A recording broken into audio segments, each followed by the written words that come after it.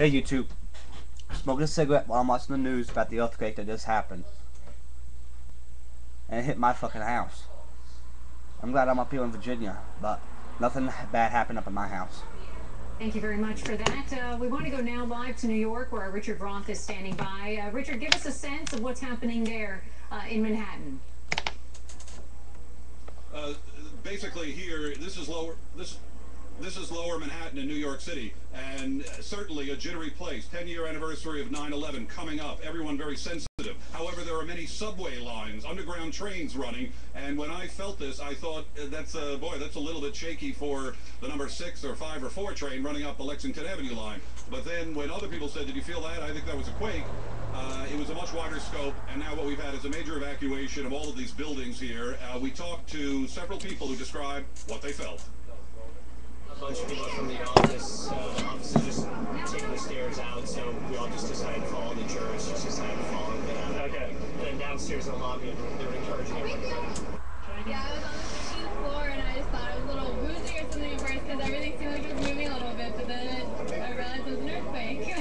Okay, and so everybody just started coming outside? Yeah, I went to the hallway, and they started saying that we need to go down the stairs and evacuate, so. Had you been in an earthquake before? No. Everything just started to shake a little bit, and then it was just like a little bit. It was just a little bit. Okay. Another man, a construction worker in a different building, thought it was a prank, that his friend was doing something with him. We were all down here covering the Dominique Strauss-Kahn case, which was a bombshell, and in a different right. Now we have Susan Caniati, CNN reporter, who is covering a press conference by Cyrus Vance, the district attorney who dropped the case. What happened in that room? Hi, Richard. Once he started to talk, all of a sudden the floor started to shake, and honestly my first thought is someone shaking the back of my chair, because there were lines of chairs, and then it kept shaking. I quickly turned around and I thought, wait a minute, the floor is still shaking. Honestly, my first thought was, could this be a bomb? And my third thought was, is this an earthquake? But having covered a lot of them and aftershocks in New York and in Central and South America, it just seemed unlikely in New York.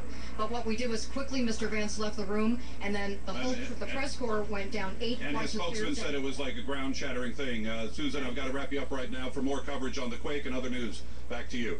All right, Richard, and our thanks to Susan as well. We've been telling you that President Obama is on vacation in Martha's Vineyard.